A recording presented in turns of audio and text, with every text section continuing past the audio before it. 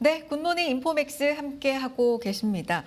건설업에 대한 이야기를 이렇게 자세하게 해볼 기회는 그렇게 저희가 많이 없었던 것 같은데 오늘 준비를 했습니다. 현대차증권 리서치센터 신동현 연구원 함께하겠습니다. 연구원님 안녕하세요. 네, 안녕하세요. 네, 아침 일찍 감사드리고요 출연. 네. 네. 건설 섹터를 주로 커버하시는 거예요? 네, 맞습니다. 네, 그래서 오늘 건설에 대해서 좀 자세하게 여쭤보고 싶은데 건설업계가 사실 침체다라고 이야기를 한 지는 꽤 오랜 시간 지나온 것 같거든요. 근데 최근에 보면 뭐 수익성 개선, 친환경 투자, 스마트 기술 도입 이렇게 변화는 좀 감지가 되고 있다. 이런 평들이 좀 많습니다. 어떻게 보세요? 전반적으로 영업이익률도 좀 개선되고 있다. 이런 흐름인데 사실 우리가 체감하는 건설업이 그렇게 침체에서 벗어났나 하는 거하고는 조금 다른 양상이긴 하거든요. 이 괴리가 좀 있어서 어떻게 보시는지 궁금합니다. 지금 딱 말씀하신 게 네. 정확히 맞는 게 그래요? 이게 건설사라는 게 제품 하나를 만드는데 네. 3, 4년씩 걸리는 사업이지 않습니까? 그러다 보니까 당장의 이런 주택 시장 또는 부동산 경기와 건설사들의 개별 실적 간에는 어쩔 수 없는 시차가 발생할 수밖에 없습니다. 그래서 지금 건설사들의 영업이익률이 이제 턴어라운드를 시작한 거는 분명히 맞는 사실이고요. 거기에 가장 큰 기여를 하고 있는 건 지금으로서는 매출 원가율의 하락이라고 말씀드릴 수가 있을 것 같습니다. 네. 그리고 이 매출 원가율이라는 건 건설사의 사업부가 여러 개가 있지만 네. 그중에 특히나 주택 쪽 원가율을 말씀을 드리는 거고요. 네. 건설사들의 이 영업이익에 주택 원가율이 상당히 큰 영향을 끼칠 수밖에 없는 이유가 대형 건설사들의 합산 매출의 기준으로 아직까지 국내 건설사 매출의 한 60% 이상이 주택에서 발생을 하고 있습니다. 그러다 보니 그 부분의 원가율에 굉장히 민감할 수밖에 없다. 그러니까 우리가 흔히 생각하면 뭐 아파트를 짓는다 네, 이런 맞습니다. 거죠. 네. 그러면 주택 원가율이라는 게 뭐예요? 그러니까 뭐 자재 원가 뭐 이런 건가요? 네, 맞습니다. 네. 자재비랑 네. 사실 가장 큰 비중은 인건비입니다. 아, 근데 여기서 건설업체와 일반 제조업체 간의 차이를 또 한번 짚고 넘어가야 하는 네. 게 제조업체는 100원 들여서 물건을 만들었다라고 한다면 원가는 100원입니다. 근데 건설업체는 아까도 말씀드렸지만 한 3, 4년 그 이상에 걸쳐서 제품을 만드는 사업이다 보니 얼마나 더 들어갈지 모르는 거거든요. 그래서 처음에 도급 금액을 정할 때, 즉 매출액을 정할 때 한 3, 4년 동안 발생할 원가를 건설사가 자체적으로 추정을 해서 그 추정된 예정 원가를 바탕으로 마진을 얹어서 매출액, 도급 금액을 설정을 합니다. 문제는 그 3, 4년의 공사 기간 동안 이 예정 원가와 실제 원가 간의 괴리가 얼마든지 발생할 수 있다는 거죠. 그리고 그게 원가가 더 높아질 수도 있고 낮아질 수도 있지만 보통은 높아지는 경우가 많은 게 전체 매출 원가의 구성비를 따져보면 60% 정도가 인건비입니다. 근데 인건비는 아시다시피 비가역적이잖아요. 그래서 웬만하면 우상향하는 존재고 그렇기 때문에 물론 그런 상승률도 일반적인 수준을 어느 정도 반영을 해서 도급 금액을 설정하지만 그 평균적인 상승률 이상으로 오르는 경우도 허다하게 많습니다. 그 과정에서 특정 현장들의 원가율은 굉장히 높아질 수 있다. 그러면 결국 마진율이 떨어진다는 건데 이게 가장 극단적으로 여러 현장에서 발생했던 시기가 21년부터 22년 그 2개년도였습니다. 당시에는 코로나 직후였기 때문에 인력 수급에 대한 어려움도 있었고요. 거기서 인건비의 상승이 발생을 했고 또 동시에 글로벌 인플레이션에 의해서 자재비도 역시 같이 그렇죠. 동시에 급등을 했습니다. 네, 네. 따라서 이 건설사들이 이런 예정 원가의 상승을 모두 다 감내할 수밖에 없었다. 그리고 한 번 착공하면 도급 금액은 웬만하면 바꿀 수가 없습니다. 그래서 그대로 마진율의 축소로 이어졌던 거고요. 덜 생각보다 애초에 예상했던 것보다 덜 남기면서 네, 진행을 맞습니다. 한 거죠. 네. 그래서 그 흐름이 작년까지 네. 이어지다가 이제 작년 하반기 즈음부터 해서 21년, 22년에 착공했던 그 현장들이 이제는 준공 시기가 다가왔습니다. 그러면 매출 발생을 끝낸다는 거고요, 회계적으로. 그러면 전체적인 매출 믹스에서 이런 고원가율 현장들이 이제는 서서히 비중이 줄어들기 시작을 합니다. 그리고 동시에 23년 이후에 착공을 했던 원가율이 정상적인 현장들의 비중이 올라오면서 이제 전사 이익률이 많이 떨어졌던 게 다시금 올라오기 시작하는 그림이고 그 초입이 지금이고요.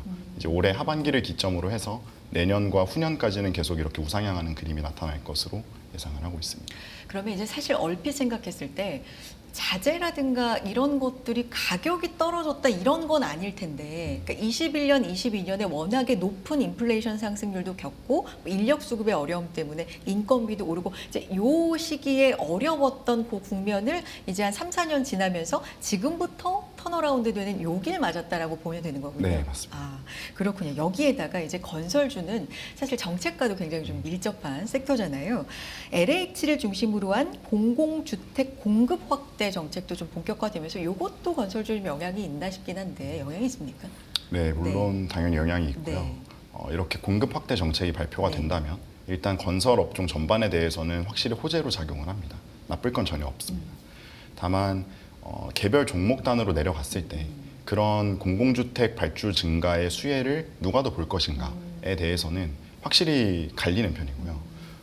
이제 대형사 같은 경우는 사실 수혜가 상대적으로 적은 편입니다.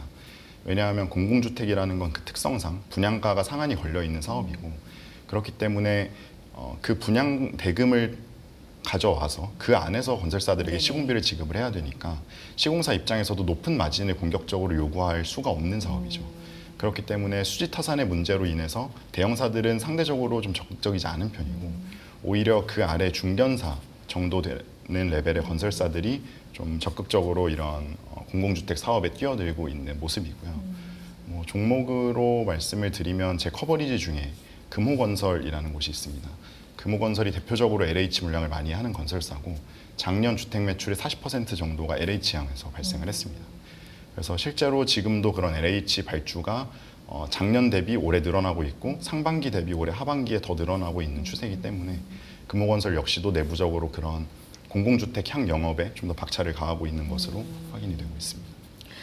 이제 이재명 정부의 부동산 정책으로 봤을 때 얼마 전에 부동산에 있어서 뭔가 대출 같은 것들을 조금 더 옥죄고 부동산 가격을 안정시키기 위한 좀 강한 대책이 발표가 되고 나서 사실은 근본적인 건 공급 쪽에 있는 거 아니냐 해서 이것도 조만간 발표하겠다라는 얘기가 이제 있어서 공급 쪽으로 좀 강한 대책들이 있지 않을까라는 기대 시장에는 어느 정도 있거든요. 이게 만약에 발표가 된다면 건설업에 또 영향이 좀 있을까요? 네, 그렇죠. 지금 8월에 네. 한번 살짝 발표가 되긴 네. 했습니다. 네. 그런 간략한 공급 대책이 네. 나왔지만 시장에서 기대했던 그 강도에 네, 비해서는 많이 약했던 게 사실이고 오히려 더 구체적인 방안을 이제 9월 즈음에 발표하겠다라고 이야기를 했기 때문에 그 부분을 지금 건설업 투자자분들은 좀 많이 기다리시고 있을 거고요. 그러면 호재 쪽으로 이게 만약에 좀 더 강하고 구체적이라면 호재 쪽으로 네, 발동할 가능성이 좀 큰 거예요. 네, 맞습니다. 네, 이 부분도 한번 체크를 해보겠고요.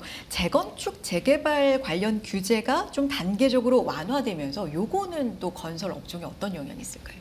물론 이것도 건설사들이 집을 짓기 원활하게 만드는 요소이기 때문에 건설업에는 호재로 작용을 합니다. 다만 재건축 재개발 같은 경우는 완화시키는 정책이 나왔다고 해서 그게 즉각적으로 건설사의 주가에 호재로 작용을 하는 건 아니고요. 이게 간접적으로 실적에까지 영향을 미치는 데는 상당히 좀 오랜 시간이 필요한 편입니다. 그러면 앞서서 이렇게 많이 일단 집을 짓는다는 거, 그러니까 공급 대책이 공급 확대 정책이 나온다는 건 어쨌든 건설사에 좀 유리하다 말씀해 주셨는데 그게 재개발 재건축하고 그 신규 분양하고는 좀 차이가 있는 겁니까? 그렇죠. 정확히는 네. 재건축 재개발과 네. 일반 택지 개발 일반 택지 개발. 사이에 차이가 있는 거죠. 그래요. 그래서 택지 개발이라고 하면 빈 땅에다가 집을 짓는 네, 거고요. 네. 재건축 재개발은 원래 있던 집을 부수고 다시 그렇죠. 짓는 거인데 이 과정에서도 알 수 있듯이 소요 기간이 가장 큰 차이를 보입니다. 택지 개발은 땅을 매입하고 인허가만 완료가 됐다면 즉각적으로 착공해서 준공하고 입주에 들어갈 수 있는 반면에 재건축 재개발은 일단 이 사업을 끌어가는 주체가 기존에 살고 있던 입주자분들입니다. 근데 그분들은 다 개개인 분들이잖아요.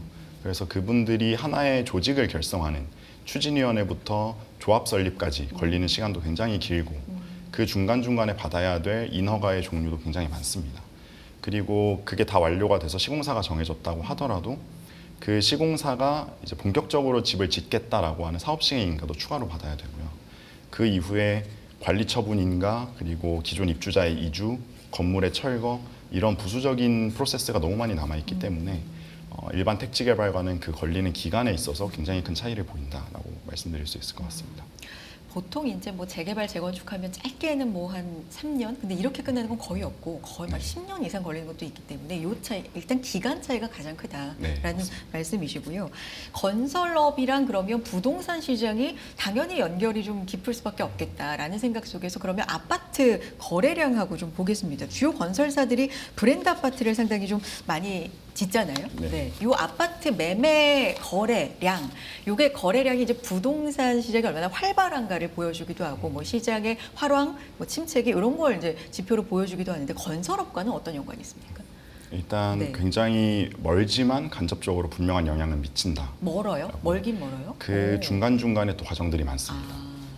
사실 집값이 오른다고 해서 네. 건설사들이 직접적으로 수혜를 볼 거는 없습니다. 당장은. 왜냐하면 집을 지어서 파는 주체는 건설사가 아니라 시행사거든요. 그렇기 때문에 그 시행사를 거쳐서 효과가 건설사에게까지 미치는 그 시간을 좀 기다릴 필요가 있고, 이게 매매 거래량의 증가부터 건설사의 업황 턴어라운드까지 어떻게 연결되는지를 좀 살펴보면, 일단 매매 거래량이 증가를 한다는 건 주택을 매매하고자 하는 수요가 증가한다는 얘기겠죠. 그러면 자연스럽게 호가가 올라가기 시작을 하고 실거래가가 상승합니다. 그렇게 전반적인 주택의 시세가 올라가기 시작을 하면 사업을 주도하는 시행사들이 이제는 사업에 적극적으로 뛰어들 준비를 합니다. 왜냐하면 그들은 새로운 집을 지어서 판매를 하는 건데, 그러면 분양가를 책정을 하게 되잖아요. 근데 만일 주변 기존 주택들의 시세가 너무 내려가 있다라고 한다면 이 분양가의 메리트가 상당히 떨어지게 됩니다. 분양가의 메리트라고 하면 기존 주택 대비해서 상대적으로 저렴한 가격에 새 집을 받을 수 있다. 그리고 또 동시에 분양을 받고 주변 시세에 맞춰서 즉각적인 시세 차익을 노릴 수 있다라는 건데, 주변 시세가 내려오면 당연히 그런 기대감이 많이 줄어들겠죠. 그러면 미분양의 위험이 커집니다. 그래서 매매 거래가 증가해서 가격이 올라가면 시행사들이 신규 분양을 늘리기 시작하고, 그 말은 지어야 될 거리가 더 많아진다는 거죠. 그 과정에서 시공사들의 수주가 늘어나고 이후에 착공에 들어가면 매출 증가로 이제 귀결이 되는 그런 논리로 보시면 될 것 같습니다.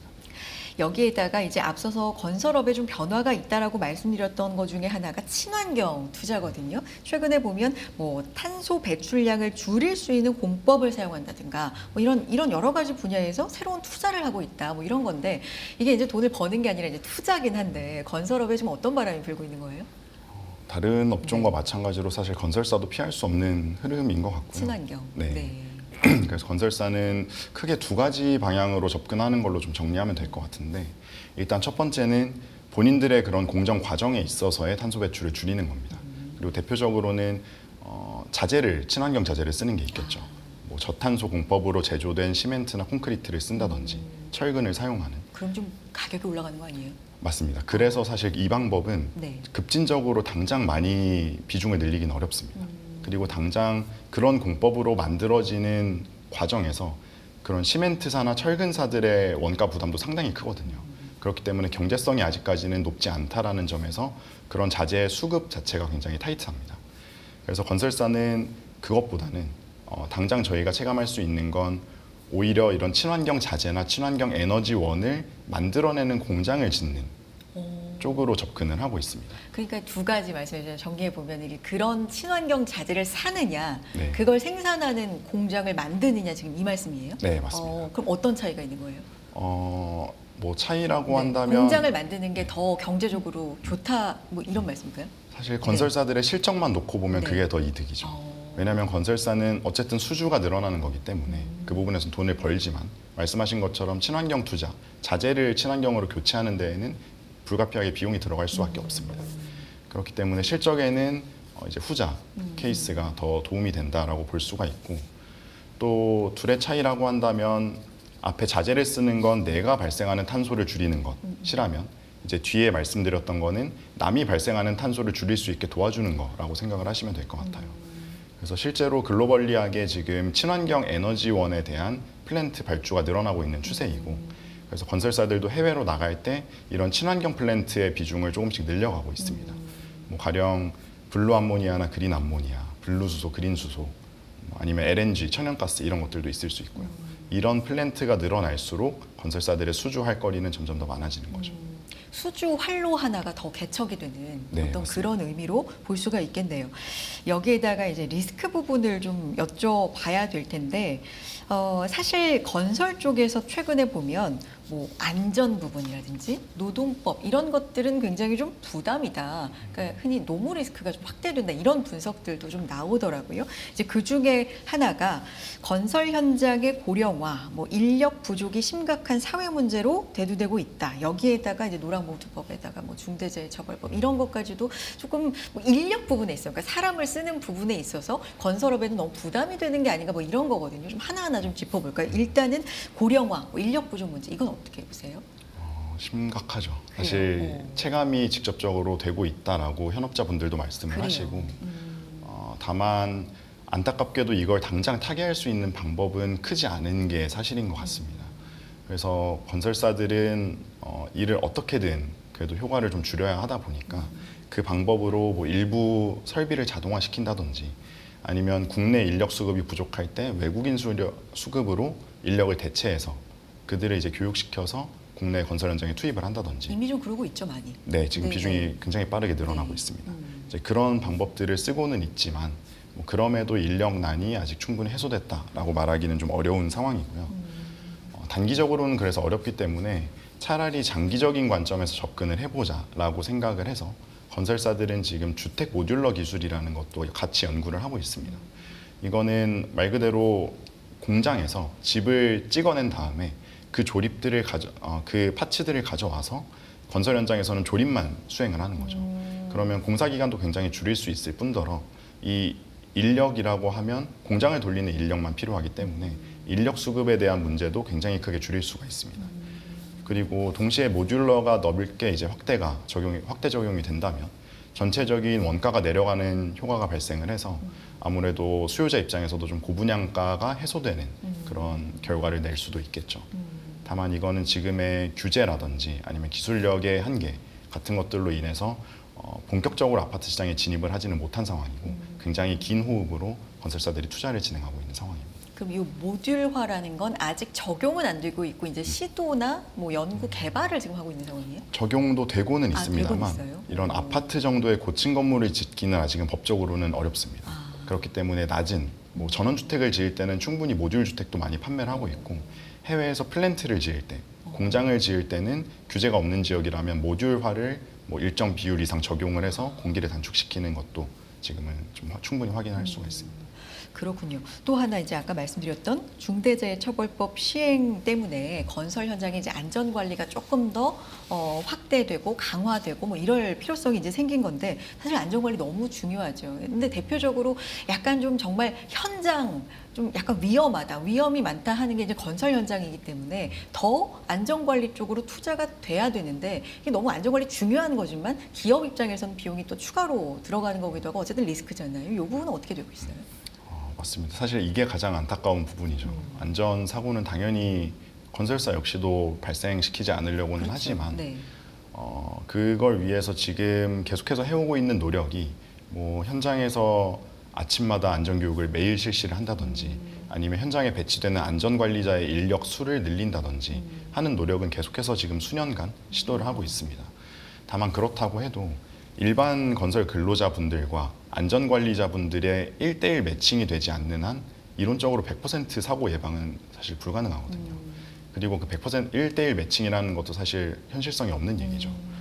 그래서 부수적인 방법으로 근로 현장을 좀 실시간으로 모니터링하고 위험 요소를 즉각적으로 판별해서 현장 근로자들에게 원격으로 알려주는 뭐 인공지능 CCTV라든지 뭐 이런 안전을 위한 인프라를 확충하는 데에 일단 건설사들은 또 같이 병행해서 지금은 전략을 가져가고 있고요.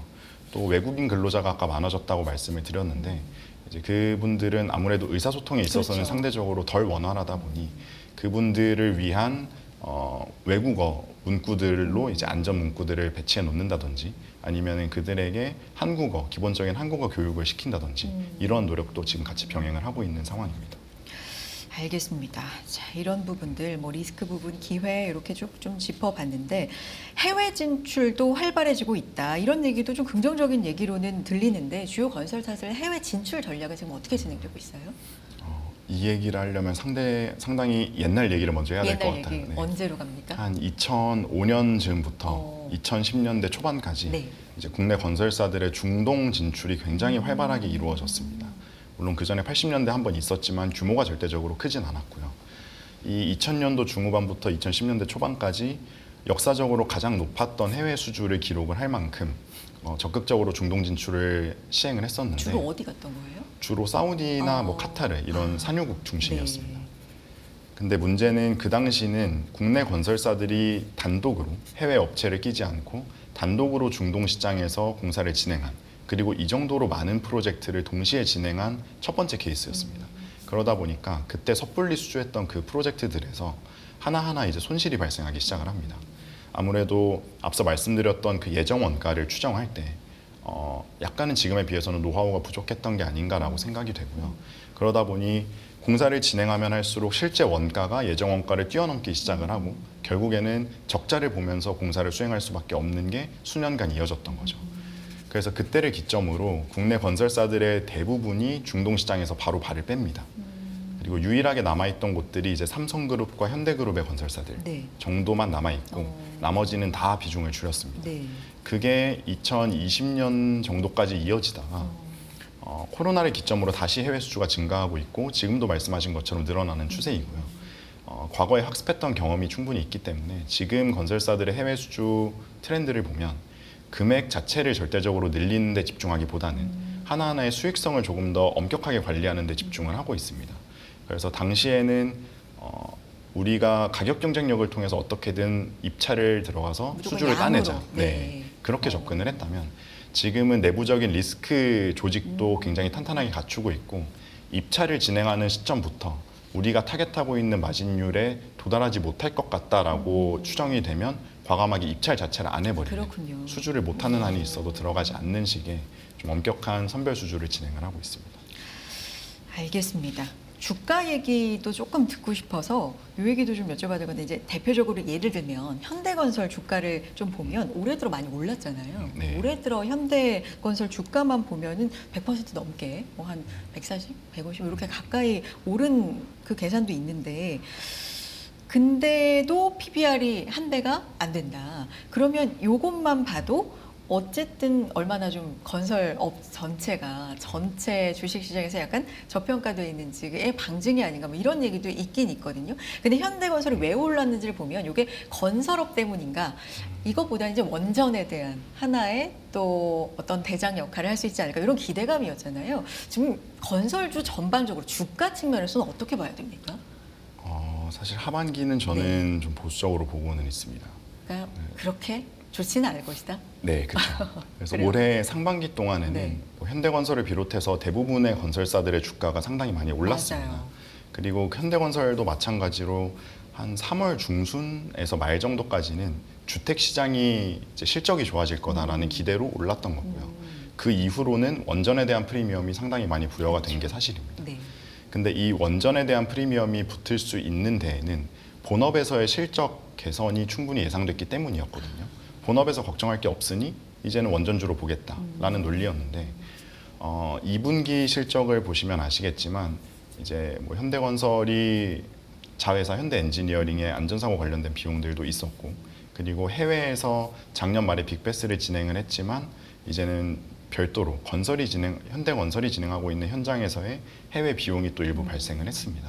이런 측면에서 상반기 대비 하반기 때에는 눈높이가 상대적으로 내려올 수밖에 없기 때문에 실적에 대한 눈높이가 이 과정에서 상반기와 같은 주가 퍼포먼스를 보이기는 조금은 어려울 거고 이거는 다른 건설주도 마찬가지인 그래요. 게 가장 지금 건설업종의 주가를 억누르고 있는 요소는 안전 관련된 법안들입니다. 그래서 이 법안은 아무래도 계속해서 진행이 될 걸로 저도 보고 있어요. 충분히 그런 의지를 정부가 보여주고 있고 그렇기 때문에 이런 리스크가 산재하는 상황 속에서 주택주에 대한 어떤 투자 심리가 충분히 개선되기는 좀 어려울 수 있다. 그렇기 때문에 종목단에서는 차라리 국내 비중이 좀 상대적으로 적은 해외 공사를 주로 진행하는 삼성 엔지니어링과 같은 플랜트 전문 업체들에 좀 더 눈을 돌리시는 게 낫지 않나라고 생각을 하고 있습니다. 그렇군요. 걱정거리 그러니까 건설업 중심으로 보면 정책적인 측면들 이런 부분 때문에 좀 눌려 있을 가능성이 있다. 그래서 하반기 그렇게 봐주셨는데 철강이나 알루미늄 관세 때문에 가격 변동성, 원자재 가격 때문에 이런 것도 좀 고려할 만한 사항입니까? 영향이 없다고 말씀드리긴 어려울 것 같아요. 근데 건설사의 매출 원가에서 인건비가 차지하는 비중이 60% 정도가 되고요. 그리고 직접 자재비가 차지하는 비중이 25% 정도입니다.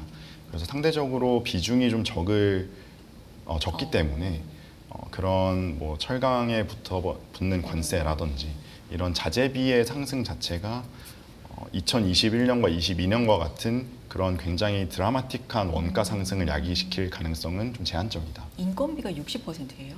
네, 그 정도 됩니다. 그렇군요. 생각보다 그러니까 자재도 물론 중요하지만 이게 한 25%? 그렇죠. 이렇게. 모든 곳곳마다 사람이 직접 들어가서 작업을 하는 구조가 아직은 이어지고 있기 때문에 인건비가 상당히 큰 비중을 차지합니다. 그렇군요. 하반기 또 어떤 관점으로 봐야 되는지까지 들어봤습니다. 오늘 여기까지 들어야 될 것 같네요. 현대차증권 리서치센터 신동현 연구원 함께했습니다. 연구원님 오늘 말씀 고맙습니다. 네, 감사합니다.